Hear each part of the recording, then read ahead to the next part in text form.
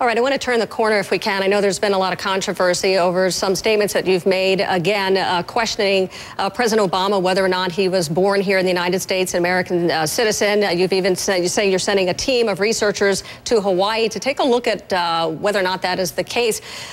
Mr. Trump, I mean, this has been debunked by so many people on so many levels, including CNN. We did our own documentary. We've been to Hawaii numerous times, speaking with people not only who knew his parents, but the childhood school teacher, the babysitter, young students who knew him. But you say yourself, Mr. Obama, that there's nobody who remembered him as a young child in Hawaii. And we've spoken to those people who do remember him. I want you to listen. Just take a listen here to what they say, what they recall.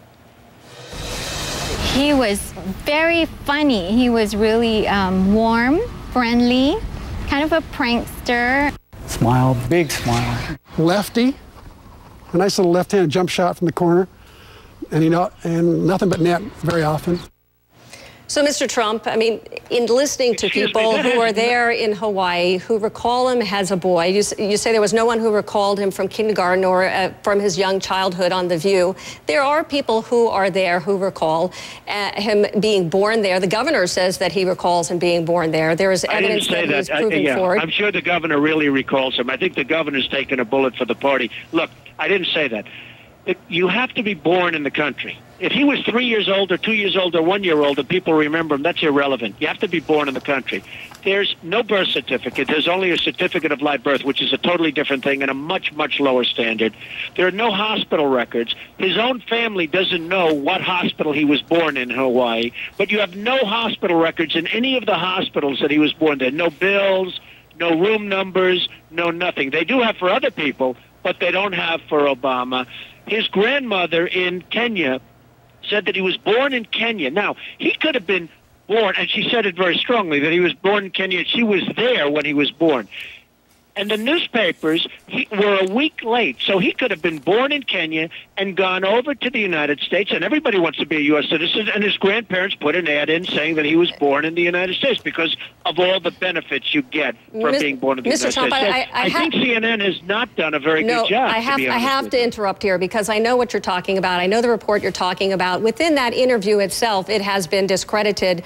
There is an interview that was done here, and in the interview, Obama's step-grandmother says that she was there when he was born. The interpreter realizes when the questioner again asks him if he was born in Kenya that she was misinterpreted, that was not correct. I see. Now it's a misinterpretation. Well, I mean, if you listen to the interview and you see the transcript here, it says no, Obama was not born in Mombasa. He was born in America. The interviewer, the translator, asks again if this is the whereabouts of when he was born. He thought he was born in Kenya. And he says, no, he was born in America, not in Mombasa. Okay. So the information about the Kenyan, absolutely, but the Kenyan grandmother, that report was disputed within the interview itself. And you're a man of great credibility. I would assume that you would want to make sure that in fact was the case. Well, you have people that dispute what you're saying, and I say it with great respect. And by the way, I hope he was born in the United States. I'd like it to be, because if I decide to run, I would like to really do it on a very, very straight-up, head-to-head, man-to-man basis. I mean, honestly, I hope he was born, because if he wasn't, it's the greatest scam in history, not political history, in history. But you have a lot of documentation, and you have a lot of documentation, by the way, not only here, but stuff that's missing. Why are there no hospital records? Why does his family not even know the hospital he was born in? And just out of curiosity, why can't he produce a birth certificate? I hope he can. Well, I know you've seen, I mean, clearly, Mr. Trump, I know you've seen the certificate of live birth that was presented by the White House. The Governor Abercrombie says that this is the official document. Really? He does in fact say that. Nobody wants to sign it. Why doesn't nobody signed it? Since when I have a birth certificate signed by 3 different people. Why is it that it isn't signed? A certificate of live birth, you can't even get a driver's license with a certificate of live birth. You can't get a wedding license with it is totally different from a birth certificate.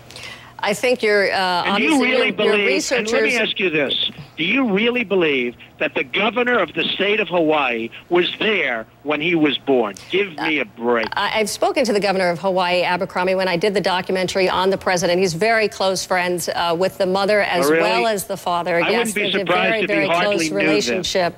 Oh, I see. Well, He was in the hospital. You'll have to He was speak. there You'll when have he to was speak to born. him yourself. But I mean, I have spoken with the governor, Governor Abercrombie, Okay.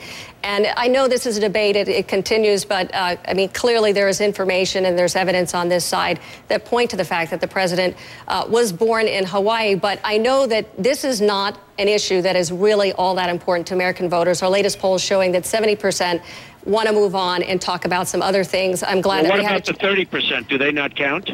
Well, of course they count, but I'm certainly glad that we had we had an opportunity to talk about some of the other issues. Clearly, your own doctrine, domestic policy, as well as international. So, Donald Trump, thank you very much. Well, and that is my main issue, and I'd just like to see the United States be great again and not be ripped off by every country throughout the world, which is happening right now. And that is 99% of what I'm all about. Okay. Well, we certainly hope to focus on that if you decide that you're going to jump into the race. So we appreciate your time. Well, thank you very much, Suzanne. And we're going to go to a quick break.